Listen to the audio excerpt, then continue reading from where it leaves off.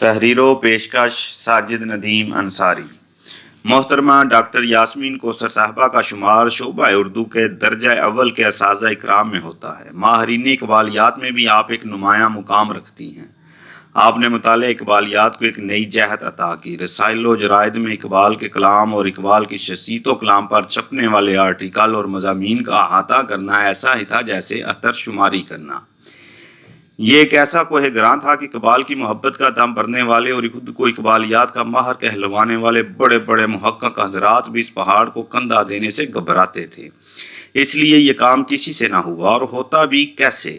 یہ ایک سعادت تھی، خوش نصیبی تھی، اس کے لیے انتخاب ہونا تھا، اور یہ عظمت، یہ مقام و مرتبہ مشرق کی ایک بیٹی کو عطا کیا گیا۔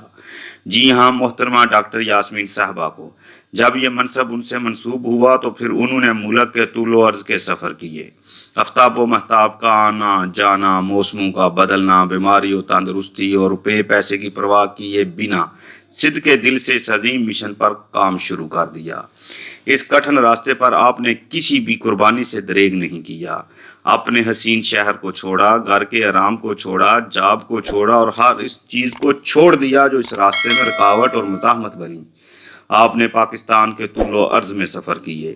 نہ صحت کی پرواہ، نہ اخراجات کا غم، بس ایک ہی لو، جو فیصلہ کر لیا ہے اس کو نبھانا ہے۔ گوہر مقصود کے لیے ملک کی تمام نامور لائبریریوں کو کھنگال دیا۔ کہیں کچھ ملا تو کہیں سے کچھ، لیکن پھر بھی بہت کچھ رہ جاتا۔ اس طرح ایک لائبریری سے دوسری لائبریری، ایک شہر سے دوسرے شہر، ایک آب و ہوا سے دوسری آب و ہوا، اور ایک دریا کے بعد دوسرا دریا عبور کرتی چلی گئیں۔ لائبریریوں کے خاموش ماحول میں آپ نے بڑی خاموشی سے خاموش مطالعہ کیا۔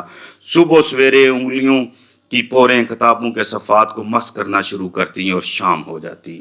لائبریری میں مطلوبہ رسائل و جرائد تلاش کرتی، پھر ان کی چھانٹ کرتی، اور آخرکار کھودا پہاڑ نکلا چوہا کے مستاق، جو تھوڑا بہت مواد ملتا اس کو کاغذ قلم کے حوالے کر کے آگے بڑھتی چلی گئیں۔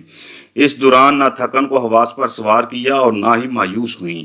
مالی، معاشی، ذہنی، بدنی تھکن کے باوجود ان کے عزم و استقلال میں فرق نہ آیا۔ ان تمام مشکلات سے گزرتے ہوئے آخرکار محترمہ ڈاکٹر یاسمین کوثر صاحبہ نے خواب کو حقیقت کا روپ دے کر ماہرین اقبالیات میں ممتاز مقام حاصل کر لیا۔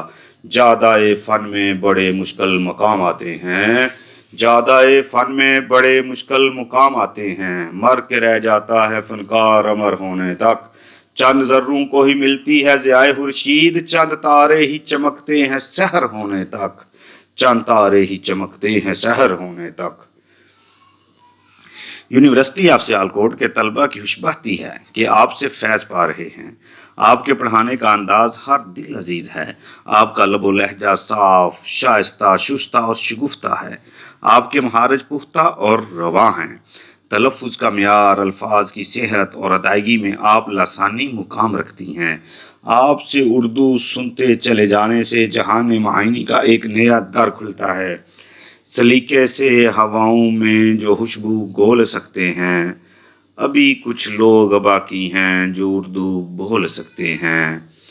عام طور پر طلبہ کو لسانیات کا مضمون خشک اور بور لگتا ہے، لیکن آپ کے حکیمانہ، ماہرانہ اور مشفقانہ انداز تدریس کی بدولت طلبہ کی دلچسپی اور محبت لسانیات میں بڑھ گئی ہے۔ ڈاکٹر صاحبہ اپنا لیکچر طلبہ کے صرف کانوں تک نہیں پہنچاتی، بلکہ ان کے فہم و ادراک اور سوچ سمجھ میں بات اتارنے کا فن رکھتی ہیں۔ آپ نے جہاں سمجھا لفظ املا کے حوالے سے مشکل ہے، فوراً وائٹ بورڈ پر لکھ دیا اور ساتھ تلفظ کی ادائیگی بھی کر دی۔ جدھر دیکھا عبارت میں ثقیل اور دقیق الفاظ ہیں، ادھر ساتھ ساتھ ان کے معنی و مطالب کے علاوہ تفہیم سے بھی آشنائی کروا دی۔ آپ ہر طرح سے طلبہ کی تشنہ علمی کو سراب کرتی ہیں۔ یہی وجہ ہے کہ آپ کا مضمون طلبہ پوری توجہ سے پڑھتے ہیں، اور آپ کا لیکچر مس کرنا تو دور کی بات، تحریر کرنا بھی پسند نہیں کرتے۔ آپ طلبہ کی اخلاقی تربیت پر خاص توجہ صرف کرتی ہیں۔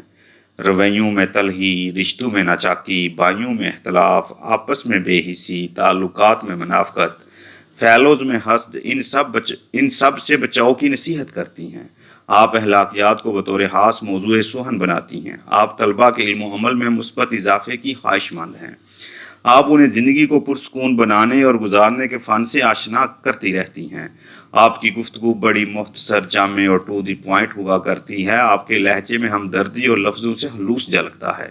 آپ طلباء کی کردار سازی کے حوالے سے روزانہ ایک میسج آف دی ڈے بھی پہنچاتی ہیں۔ یہ میسج دراصل زندگی کی کسی نہ کسی حقیقت کو قبول کرنے اور اس حقیقت میں جینے کا فارمولہ ہوا کرتا ہے۔ نسل نو کی اردو زبان سے لاتعلقی اور بے رغبتی ڈاکٹر صاحبہ کو فکر مند کیے رکھتی ہے۔ آپ اردو زبان کو گلی کوچوں اور گھروں سے رخصت ہوتا ہوا نہیں دیکھ سکتی۔ اسی لیے آپ اردو زبان کی ترویج و ترقی کے لیے کمر بستہ ہیں، اور یہ فکر طلباء میں منتقل کرنے میں آپ کامیاب ٹھہری ہیں۔ بقول شاعر، اعجاز جاں وہی ہے ہمارے کلام کو، اعجاز جاں وہی ہے ہمارے کلام کو، زندہ کیا ہے ہم نے مسیحا کے نام کو۔ آپ نے جس محنت سے طلباء کی اخلاقی تربیت اور علمی آبیاری کی ہے، ایسی توجہ سے تو چمن کے ہار بھی خوشبو دینے لگتے ہیں۔ آپ نے طلباء کے دلوں کو بینا کیا ہے، انہیں آفاقی اور فطری نظام فکر سے آشنا کیا ہے۔ دعا ہے یہ سلسلہ یوں ہی چلتا رہے اور طلباء آپ کی تدریس سے مستفید ہوتے رہیں۔ آپ آئے تو بہاروں نے لٹائی خوشبو، پھول تو پھول تھے کانٹوں سے بھی آئی خوشبو۔ اظہار عقیدت، ساجد ندیم انصاری۔